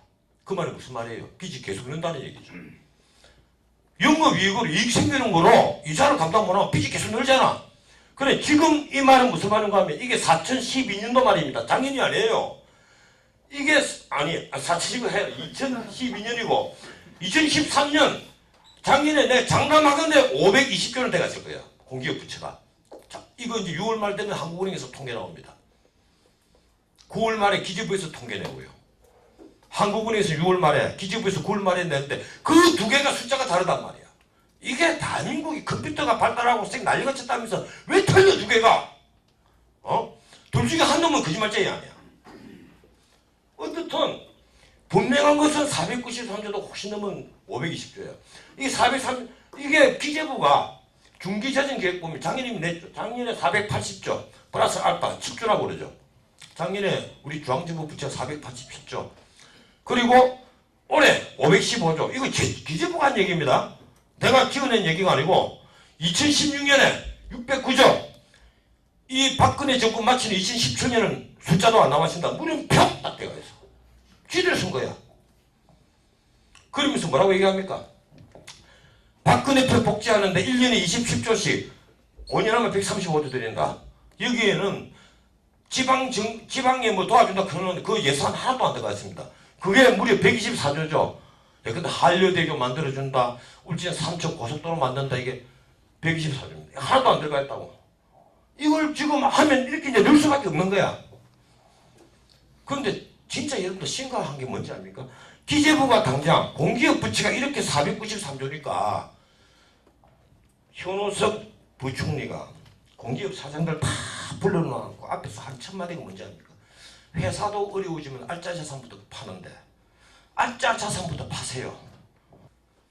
제정신입니까 이게? 그래서 모잠비크에 가스 좀 팔고 캐나다에 가스 좀 팔고 오스트레일리아에 광산 팔고 지금 다 내놨어. 전 세계에 한국판 박앤세일이야. 오늘 현재 그렇습니다. 박앤세일이 벌어지고 있단 말이에요 지금. 진짜 문제 많았죠. 우리 석유공사가 캐나다 정부가 이거 이제 다 못 쓴다 해가지고 1달러에 캐나다 국민 민간인에게 판 게 하비스트 광고란 게 있습니다. 거기에다가 NAL 이게 석유 정유회사였지. 섬에 있는 건데 이 관들이 다 섞어가 있는 거예요. 가동 중지된 지는 옛날이고 이걸 끼워갖고 얼마나 산지 알아요? 3조 8천억 원. 이게 뭡니까? 국민 세금이야. 응? 이런 짓거리를 했단 말이야 이게. 응? 생각해보세요. 이명박 대통령 동안에 22조 들여서 4대강 살리기 하는 바람에 복지도 뭐도 아무것도 못했다고 얼마나 공격을 했어. 5년 동안 22조 들였다고. 그런 인간들이 1년에 27조 들여서 5년 동안 135조 들면 또 끔찍 안 해. 그러면서 다른 것도 하자고 그래. 노령임금도 더 주고 뭐도 더 하고. 이번에는 온갖 공약 다 나오잖아요. 지금 부채가요. 우리 현재 부채가 한번 따져봅시다. 올해 지금 중앙정부 부채가 최소한 내가 아까 얘기를 했죠. 이게 487조는 최소한 된다. 그 다음에 공기업 부채는 520조는 된다. 이것뿐입니까? 여러분들 국가 부채가 이것뿐인 줄 알아요? IMF가 한국을 국가 부채 표시국가에서 제외를 해놨습니다. OECD 국가 중에서 유일해요 우리가. 그러면서 요구하는 게 있죠. 국가가 최종적으로 지급 책임을 지는 모든 부채를 포함을 시켜주세요. 그렇지 않으면 통계되지 않겠습니다. 참 쪽팔리는 요구입니다. 그것도 올 연말의 시한입니다. 그래서 이 정부가 821조 단행을 하는데 사실은 여기에다가 더 더해져야 될 게 지방 정부 부채 100조, 지방 공기업 부채 72조, 거기다가 군인연금, 공무원연금 충당 부채 매년 일단 공무원연금만 하더라도 2조 7천씩 들어가죠. 올해 2조 7천억 들어갔습니다. 내년이면 한 3조 5천억 들어가야 됩니다. 불변이죠 이거는. 들어가요. 이 부채 더하기 국민연금 충당 부채. 자, 이 책임을, 이 빚을 누가 갚습니까? 내나 김중국 원장님은 두 분은 잘 먹고 잘 사다가 죽어서 땅속에 들어가면 됩니다. 저 김중국 원장 걱정할 필요 없어요. 나도 걱정할 필요 없습니다. 솔직히 우리 김 원장도 걱정 안 하실 거야. 여러분들이 다 갚아야 될 빚이야. 여러분들이. 이 어르신 빼놓고 여러분들이 전부 갚아야 될 빚이야. 여러분들 앞으로 돈 벌어서 그것도 세금 내서 갚아야 될 빚이란 말이에요. 왜 그러지 않습니까? 네덜란드는 빚이 많아요. 가계부채도 많아. 우리도 지금 가계부채 1100조인데 네덜란드 가계부채는 우리보다 더 많습니다. 많은데 왜 걱정 안 하는지 알아요? 자산이 더 많아. 빚이 있는데 빚이 100원 있으면 자산이 한 200원씩 해서 빚는 사람들이. 국가도 마찬가지입니다. 갚을 자산이 많으면 걱정할 필요가 없어. 그거 팔아서 갚으면 되니까. 그런데 우리는 70%는 갚을 자산이 없는 빚입니다. 이걸 뭐라고 부릅니까? 이 용어를 젊은 친구들 꼭 알아라. 적자성 부채라 한단 말이에요. 적자성 부채. 이게 국가 전체 채무의 70%야. 응? 그 말은 뭔가 하면 여러분들이 나중에 돈을 벌어서 낸 세금으로 갚아야 될 빚이야. 당장 내년에 내 장담하건대 내년에 하면 내후년에는 100% 우리나라 신용등급 떨어집니다. 성장률을 5%로 회복하지 못하는 한. 이런 국가 부채를 모아놓고 S&P나 무디스가 우리 국가 신용등급을 지금처럼 A나 AA로 해준다고? 정말 말이죠. 그러면 당장 어떻게 됩니까? 투자하는데 어려움이 있고 돈 빌리는데 이자가 리버 플러스 이거 엄청 붙죠. 어떻게 할 거란 말이야. 보편적 복지를 내 같은 사람이 하자고 하더라도 여러분들이 도시락 사들고 말려야 돼. 우리가 갚아야 될 빚인데 왜 그거 하자고 합니까? 그거 도시락 사들고 다니면서 말려야 된단 말이야. 공무원 연금 빨리 바꿉시다. 그거 여러분들이 막 설치해야 돼. 공무원 연금 이거 아무도 말 못합니다. 표 떨어지니까. 누가 고양이 목에 방울을 달야 뭐 이런 식이야 지금. 그러니까 내가 방송에서 여러분들 내 방송에서 가끔가다 내가 얘기하잖아. 구테타라도 일으키고 싶다. 이게 진짜 구테타 일으켜갖고 획기적으로 바꾸지 않으면 안 됩니다. 강화가 불러. 이거요. 복지하면 중급 빼뜨리면 정말 힘들거든요. 이러니까 오늘 지금 주제가 북한이냐 미국이냐 그걸 지금 주제로 삼으면 참 웃기는 거야 그냥. 북한이냐 미국이냐 지금 그런 황당한 질문하는 사람이 어디 있어 그냥. 저 북한은 광신도 집단입니다. 사교예요 사교. 정신병자들 그 위에 수뇌부들은 정신병자들이야. 그런 거 하고 그 미국 아들하고 미국은 그런데요. 여러분들 그거 알아야 됩니다. 미국이 영원히 우리 편을 든다고? 천만의 말입니다. 북한이 왜 지금 ICBM 개발하고 왜 핵무기 개발한지 알아요? 그 이유는 모르죠. 이 핵무기는 북한은 전 세계 우라늄이 430만 톤이 있습니다. 이 독일은 다 닦았었고 남아프리카 공화국도 거의 다 없어요. 호주는 지금 절반 쓰고 한 110만 톤 남아있어요. 우리는 지금 어디 가서 사옵니까? 카자흐스탄 가서 사오죠. 중국, 일본, 우리는 카자흐스탄 가서 사오는데 우라늄 20kg 갖고 오면 그걸 고리 물성에쫙 나누고 1g까지 보고를 합니다. 예. 1g도 못 훔쳐요. 근데 북한은 어떻습니까? 우라늄 가격, 석유 가격이 이렇게 올라가면 우라늄 가격이 이렇게 올라갑니다. 이 우라늄 가격이요 엄청나게 비싸거든요. 지금 하나님이 참 무심한 게 전 세계 베네수엘라, 뭐 사우디아라비아 이런 데 야 너희들 참 열사인데 좀 더운데 기름이라고 왕창 먹어라. 기름 팍 주고 저쪽에 남아프리카 공화국 야 너희들 반짝반짝 빛나는 다이아몬드 줄게 왕창 주고. 그럼 대한민국이 지나가다가 이 새끼들이 뭘 줘야 되는데 에라 너희들 우라늄이나 왕창 먹어라 팍 준단 말이야. 전 세계 우라늄이 430만 톤 있는데 북한 평안남도 평산에만 440만 톤이 있습니다. 땅만 딱 걷어내면 나오는 게 우라늄입니다. 노천광산, 반 노천광산으로 봐야 돼요. 아주 양질의 우라늄 광산. 요걸 돈으로 따지면 2010년 말 우라늄 가격으로 55조 달러입니다. 이번에 북한의 지하자원 가격이 7천조 원이 8천조 원이라는 말이 여기서 나온 거예요. 사실은 55조 달러입니다. 북한 전체 우라늄이 얼마인지 압니까? 북한 전체 우라늄이 가채 채굴할 수 있는 우라늄이 2,600만 톤입니다. 이거 일종의 반군사 기밀이니까 여러분도 조용히 알고 계시고, 의심나면 언제든지 영국 전략 연구소 홈페이지 들어가도 있고 다 있습니다. 2,600만 톤입니다. 북한 전체에 있는 총 우라늄이 얼마인지 압니까? 여러분 이거 알면 진짜 기절해.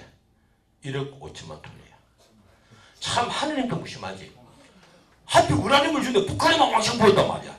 근데 조금 떨어져서 남한에 옥천에 떨어졌는데 그건 딱 깊이, 너무 깊이 떨어져 버렸어. 채굴이 불가능해. 그 채굴 하느니 카자흐스탄에서 사오는 게 나아요. 자, 그래서 통일해야 돼. 옥천, 그 우라늄에 피폭됐을 가능성이 있어. 농담이야. 땅속에 있는 거는 괜찮아. 우라늄 원광에서는 방사능이 그렇게 많이 나오지 않아. 우라늄에는 이 방사능이 0.7% 있습니다. 우라늄 U235가 0.7%였어요. 이걸 90% 이상까지 끌어모으는 것이 바로 HU, 하이 엔리치드 우라늄, HEU라고 그러죠. 이 고농축 우라늄, 고농축 기술입니다. 원심 분리기가 1분에 5만 분이 돌아서 하는데 그 베어링 만드는 기술을 우리나라가 가지고 있습니다. 전 세계가 6개 나라만 가지고 있는 거예요. 북한이 무샤라프, 아무라샤프, 이 파키스탄 대통령이 그 2001년도에 제공한 게 P2형 원심 분리기입니다. 원심 분리기 있고 그 전에 89년에 P1형 원심 분리기를 줬죠. 역시 파키스탄을 통해서 받습니다. 그래서 우라늄 있고 원심 분리기 있으면 이거는 우라늄 폭탄은요. 우라늄 폭탄은 이거 좀 여러분들 이런 설명하면 또 어디 또 딴 데서 또 설계하면 큰일 나. 이런 포탄에 알루미늄 포탄 갈아놓고 우라늄 90% 이상 되는 U235 90% 이상 되는 우라늄을 다 집어넣고 줄 감아서 장량 탁 터뜨리면 임기질량을 넘어버립니다. 그럼 우라늄 폭탄이에요. 프린스턴 대학교 학부 4학년짜리 애가 축구공 크기의 고농축 우라늄탄을 설계를 했습니다. 그게 1992년입니다. 이거는 실험할 필요가 없는 거예요. 근데 북한이 그럼 왜 핵실험을 하느냐? 그게 바로 고폭 실험이라는 플루토늄 탄입니다. 플루토늄 탄. 이건 우라늄 238을 사용하고 나는 P238에서 나오는 이걸 이제 플루토늄이라고 그러거든요. 이걸 가득 채워놓고 이런 데다가 가득 채워놓고 줄줄 감아갖고 터뜨리는데 400만 분의 1초에 터뜨려줘야만 임기질량을 넘는 기술적 한계가 있습니다. 그 400만 분의 1초에 동시에 터뜨리는 실험을 계속하는 것이 바로 고폭 실험이라는 거예요. 그리고 이제 모자탄 실험입니다. 그러면 왜 이렇게 쉬운 우라늄탄 놔놓고 그럼 플루토늄탄을 왜 만드느냐? 우라늄탄은 많이 크게 만들어봤자 이 고농축 우라늄 한 18kg으로 20kg짜리를 만드는데 불과합니다. 근데 플루토늄탄 100kg, 500kg, 1000kg을 만들거든. 수소폭탄이라는 게 1000kg, 800kg짜리죠. 미국이 1800개의 원자탄을 갖고 있는데 그게 거의 다 수소폭탄입니다. 평균 표준형이 800kg이죠. 대한민국 상공에 하나 터지면 대한민국이 완전히 초토화 되어버립니다. 소련이 2200개의 원자탄을 갖고 있습니다. 그게 평균이 1000kg짜리예요. 러시아가 갖고 있는 게. 중국이 300개, 영국이 한 300개, 중국은 180개밖에 없다고 자기들 계속 우기거든요. 뭐 180개 이상, 300개 이상 마찬가지죠. 프랑스가 한 180개였습니다. 지금 그리고 원자탄을 갖고 있다고 미리 의심치 않는 나라가 이스라엘과 독일, 그리고 공식적으로 원자탄을 갖고 있다고 절반 이상 인정된 나라가 인도와 파키스탄 사실 갖고 있으니까 서로 자위권에 유엔 헌장 51조 자위권에 의해서 갖고 있죠. 그럼 우리는 어떠느냐? 북한 쟤들이 HU탄을 갖고 있으면 명백합니다. 왜 명백한지 압니까? 여러분 도서관에 가서 서점에 가서 책 사보면 알아요. 클린턴 자서전에 나와 있습니다. 클린턴 퇴임을 하고 CIA 국장이 와서 이제 업무 인수인 결과가 이렇게 했습니다. 그 보고를 하죠. 그 보고에 보면 뭐라고 되어 있습니까?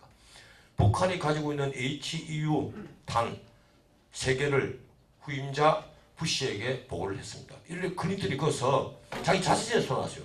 야, 이 개새끼야. 개새끼라고 스타피드라고 생각한다고. 야 바보야. 클린턴 석발이 스타피드 모양이야. 야 바보야. 왜 나한테는 보고 안 했냐? 나한테 보고 했으면 평양을 폭격을 해버렸을 텐데. 거기 나오는 내용입니다. 이미 미국은 오래전부터 알고 있었단 말이야. 이게 HU탄이 북한에 있다는 걸. 근데 이게 무서운 게 왜 무서운지 압니까? 북한이 갖고 있는 미사일, 노동삼원 미사일, 이게 스커드3를 개량한 건데 사거리가 1300km예요. 무수 단위에서 한라산 중턱까지 가는 거리입니다. 우리가 강정 해군기지 만들자는 사실 진짜 이유가 그게 있는 거예요. 응? 그걸 걔 뭐도 모르면서 자꾸 강정 반대한다. 이지사 만들어서 놔둘 때가 그거밖에 없는데 비행기는 빨리 빠져나오기라도 하지. 배는 천천히 빠져나와야 되니까 폭탄 안 맞아야 되잖아요. 그런데 거기에 1000킬로톤을 얻는 게 아니라 550킬로톤을 얻는 걸로 사실은 설계가 되어 있습니다. 노동사무 미사일은. 그래서 HU탄을 얹으면 얼마 전에 저쪽에 시골에 있는 시골에 있다고 해서 무시하는 게 아닙니다. 어느 대학 교수님께서 국회 토론회에서 무수단위에서 서울까지 오는데 11분 30초 걸립니다. 이라고 발표를 했죠. 이튿날 신문 일면에 다 났어요. 난리가 났죠. 근데 그거 거짓말입니다. 5분 40초 걸립니다. 11분 30초가 아니고 탄도미사일은요 마하 8로 날아옵니다. 또 오를 때만 속력이 냈죠. 일단 올라가면 마하 8입니다. 그래서 서울로 떨어집니다. 우리가 일반적으로 김정은이가 서울에 미사일 날려! 이렇게 명령을 하면 몇 분 만에 보탄을 누를 수 있다고 생각합니까? 군사훈련상 3분입니다. 3분 뒤에는 미사일이 솟아오릅니다. 그러면 김정은이가 미사일 날려! 이러면 8분 30초 되면 서울에 미사일 떨어집니다. 그걸 스커드3로 그걸 패트트3로 막는다고요? 불가능하죠. 적어도니까. 그 막을 길은 SM3밖에 없습니다. 미사일이 뜨는 걸 발견하면 SM3로 쏴올려서 고고도에서 때려줘야 되는데 그 미사일 한 발에 120억 합니다.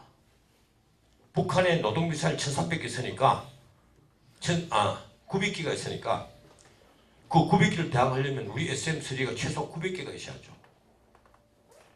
그렇습니까? 안 그렇습니까? 이래놓고 이런 거 없이 킬체인 한다고 모로가 때릴 건데 내가 그래서 하는 말이 그거예요. 모로가 알 건데 우선 알려면 우리가 글로벌 호국기 사와야죠. 박근혜 대통령이 사라고 그랬어요. 아무도 사자 얘기 안 하는데 글로벌 호국기 4대 1조입니다. 4대가 1조라는 얘기예요. 돈은 1조 한 8천억 되는데 반값에 하락해서 9천억에 산답니다. 그리고 북한 방사포요. 휴전선 바로 위에 보면 240mm가 200문이 있습니다. 우리가 갖고 있는 이 방사포라는 게 북한에서 쓰는 말인데 우리가 말하는 건 다연장 로켓. 다연장 로켓가 240mm가 200개가 있어요. 우리는 130mm입니다. 우리가 가지고 있는 건.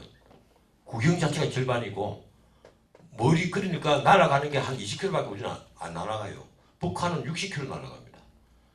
휴전선에서 때리면 수원까지 날아온다는 얘기예요. 그리고 170mm가 150문이 있습니다. 이 자주포죠. 이게 서울에 여러분들 알죠? 삼풍백화점 하나 무너져도 강남이 2달 동안 막혀버립니다. 근데 이런 게 서울에 더도 말고 이 한문이라는 게 뭔가 하면 6분에 22알이 나간다는 얘기예요. 그러니까 서울에 한 20-30개만 떨어지면 서울이 어떻게 되겠어요? 우리 전쟁 터지면 이 군사교범에 하루 만에 예비군들이 다 군대로 다 들어온 걸 내가 같습니다. 내 같은 사람이 애국심을 가지고 나도 사올래 그거 군부대 가고 싶어도 못 가요. 길이 막혀갖고. 갈 수 있겠어요? 못 갑니다. 그러니까 국방부에서 책상 위에 서는 거 전부 엉터리라는 얘기입니다. 탁상행정이죠. 그리고 무슨 방법이 있습니까? 현재의 군인을 잘 흉년을 시켜서 강군을 만들려는 방법밖에 없습니다. 근데 노무현 정권이 국방개혁 2020 하면서 군대 68만을 50만으로 줄인다고 그랬죠. 내가 늘 하는 말이 육군밖에 못 줄인다. 요번에 솔직해졌더구만. 요번에 63만을 지금 줄여가지고 63만 9천 명이에요. 이걸 53만으로 줄이겠다. 그 11만 명을 줄이는데 육군만 줄일 수밖에 없다. 맞는 말이죠. 내가 했던 말이 진실이었던 겁니다. 그러면 11만 군대를 줄이면 사단이 지금 우리 사단은요, 간편 사단에 대해서 1개 사단이 12,500명밖에 안 됩니다. 사단이 9개에서 10개가 없어지죠. 그럼 사단을 9개, 10개를 없으면 어떻게 됩니까? 왜? 1군단 4개 사단, 5군단 4개 사단, 그 2개 합쳐봐야 8개 사단밖에 안 됩니다. 최소한 군단 2개가 사라져버린단 말이에요. 그럼 뭐로가 지켜? 국방부는 얘기합니다. 김관진 장관이 기계가 지켜줄 거다. 기계가 전쟁칩니까? 북한이 뭐 하는지 알아요? 북한은 육군만 100만 명이다. 특전 병력이 18만 명입니다. 거기다 AN2라는 목재의 비행기를 갖고 있어요. 이 비행기가 북한에 300대를 갖고 있습니다. 이 비행기에 타고 골프장에 가면 줄 다 쳐놨어요. 나는 골프를 안 치는데 줄 다 쳐놨단 말이에요. 왜 줄 치는지 압니까? 그 AN2 비행기 못 앉도록. 특전 병력이 내려서 요번에 불과 한 달 전에 북한이 평양공항에서 했던 훈련이 바로 이 훈련입니다. AN2가 날아가서 줄 매달아 쫙 떨어지는 거.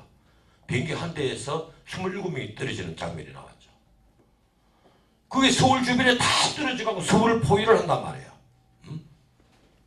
한 10만 명이 떨어져가지고 그래서 협상하자고 나온단 말이에요.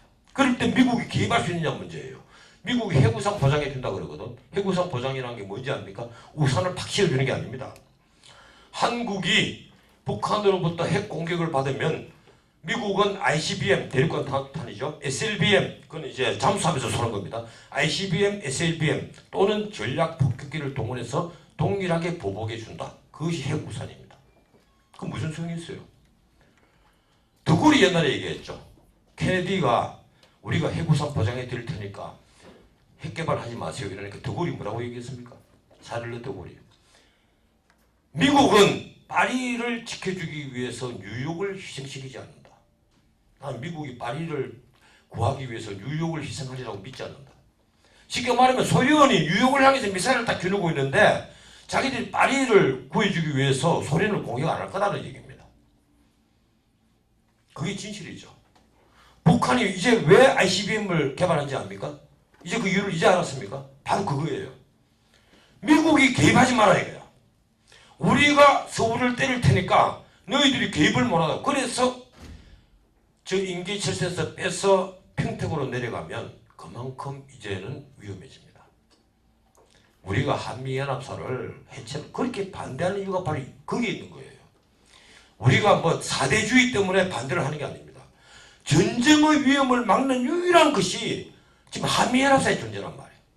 이걸 노무현이가 해체를 하려 했고 그게 가장 앞장섰던 사람이 지금 청와대에 있는 김장수 장군입니다. 가장 먼저 앞장섰던 사람 말이에요. 응? 내가 그러니까 지금 속이 지금 터지고 있는 중입니다. 지금 여러분들은 우리는 괜찮아. 이제 살 만큼 살았어. 잘 먹고 잘 살았어. 그동안에 폼 잡고 텔레비전 나와 쾌도 남아도 하고 맛있는 술도 많이 먹고 우리는 살 만큼 잘 산 거야. 여러분들 이제 고민이야. 여러분은 피땀 흘려서 돈 벌어서 빚을 갚아야 돼. 여러분들 문적으로 자주국방을 해야 돼. 아까 얘기했죠. SM-3 미사일 한 발에 돈이 120억이야. 두 발이 1조거든요. 두 발 한꺼번에 하면 깎아줍니다. 220조로. 어차피 220억으로. 그걸 살려고 하니까 중국이 이번에 반대를 했죠. 왜 그런가? SM3를 사면 자동으로 사오는 게 엑스레이드 밴드라는 걸 사와야 돼요. 그 둥근 공처럼 돼가 있는 건데 그걸 하면 중국 본토에서 개미새끼 한 마리 움직이는 것도 이쪽에 다 잡혀. 이제 중국이 시진핑이 박근혜 대통령이 한마디 했단 말입니까? 돈은 왜 중국에서 벌고 왜 미국 편을 듭니까? 우리 정부가 SM3 구매하는 거 포기했죠. 사실은 저도 구매를 한 30발 하려고 그랬어요. 포기했죠. 이러니까 미국이 또 발칵하죠. 미국이 그래서 일본에 집단 자위권에 가담해라. 다 뿌리가 있는 겁니다. 지금 뿌리가. 그럼 일본 아베 신조라는 놈은 잘 됐단 말이에요. 미국이 지네 편을 들어주니까 이제 방자하게 막 나가는 거죠.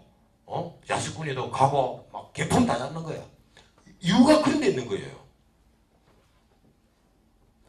사실 대통령이라는 자리는요, 내가 얘기했지만 취임 하루만 즐겁고 5년이 괴로운 자리예요. 제 자리는 진짜 제대로 정신 바뀌는 사람 같으면 진짜 진짜 괴로운 자리예요. 그리고 장담하건대 4년 뒤에 대통령 할 사람 아무도 없을 겁니다. 여러분들 같으면 다 망에 빠진 회사 누가 인수하겠어요? 빚 덩그린 회사 인수한 거 사기꾼이야. 누가 제대로 된 경영자가 빚 덩그린 회사를 누가 인수합니까? 빚 덩그린 국가를 경영하겠다고 나선 사람 그건 뭐예요? 사기꾼 아니겠죠? 독재자입니다. 그래서 지금 내가 돈만 많으면 내가 늘 얘기하죠. 우리가 5% 이상만 성장하면 복지가 보편적 복지를 뭘 하든 돈만 더 써라. 1조에 한 12조 더 그친다는데 그게 아니에요. 사실 1조에 한 이게 그 풍선처럼 뭐 커지는 게 있어가지고 나 그 정확한 그 경제학적 용어를 잘 모르는데 이게 한 5% 이상만 성장하면요. 우리 현재 지금 우리 정부가 추구하고 있는 모든 복지 다 해도 됩니다. 가들 없어요. 빚도 안 늘어나요. 오히려 빚을 조금씩은 갚을 수 있는 이유가 생기겠죠. 그래서 성장이 중요한 겁니다. 재원은 한정이 되어 있단 말이에요. 빚을 내거나 세금을 거두거나 아니면 성장을 만회할 수밖에 없어요. 그런데 세금을 더 거둔다고 우리 지금 담세율이 20%라고 그러죠. 이거 거짓말입니다. 여기 플러스 알파가 있잖아. 4대 보험.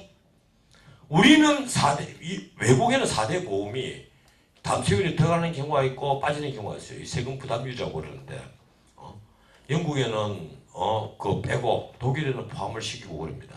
독일은 빼면 세금 부담이 한 21%밖에 안 되는데 4대 보험 다 더하면 한 10%가 됩니다. 이탈리아가 30%고 우리는 몇 프로냐? 27%입니다.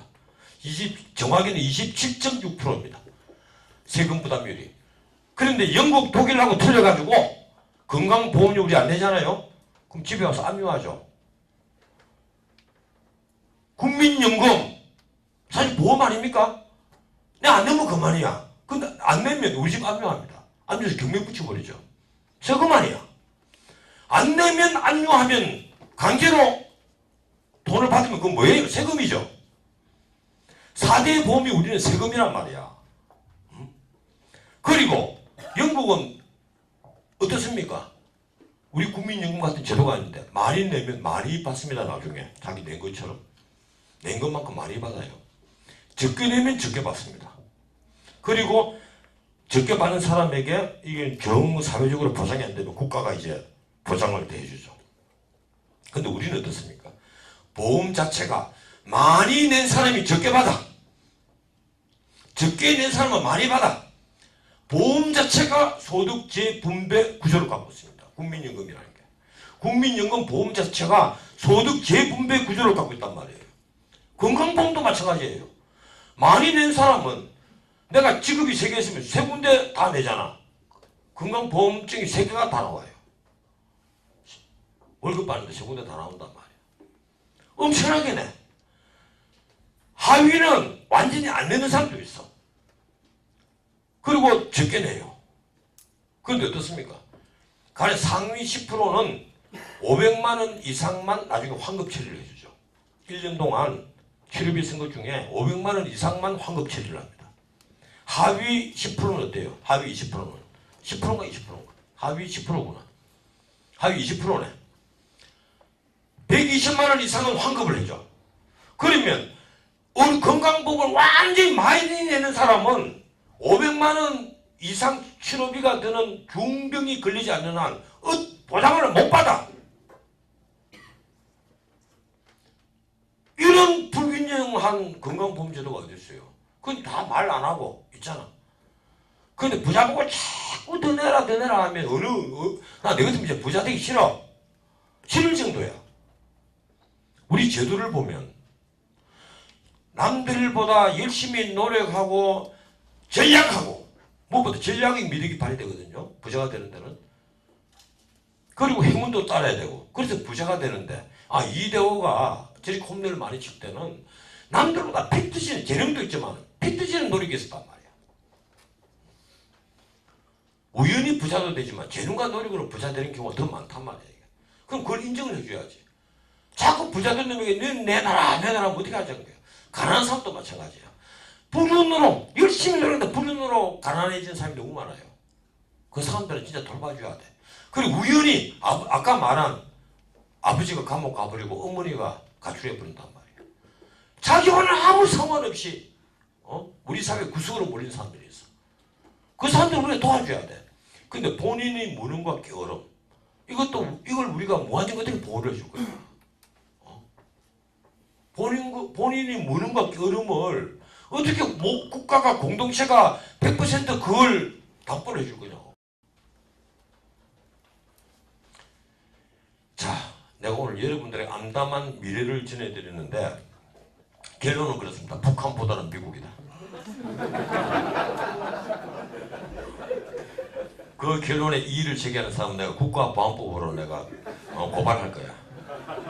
요새 사문화되가 있으니까. 그리고 두 번째, 정말 말입니다. 이 우리 사회가 이게 남의 것을 탐하면 안 돼요. 이게 나의 보편적 복지제도에 찬성하는 사람들 보면 그 심리의 그 기저에 남의 것을 탐한다는 생각을 합니다. 남의 것을 탐하면 안 돼요. 남의 것을 탐하면 그만큼 자유스럽지 못합니다. 자기가 자유로워지지 못해.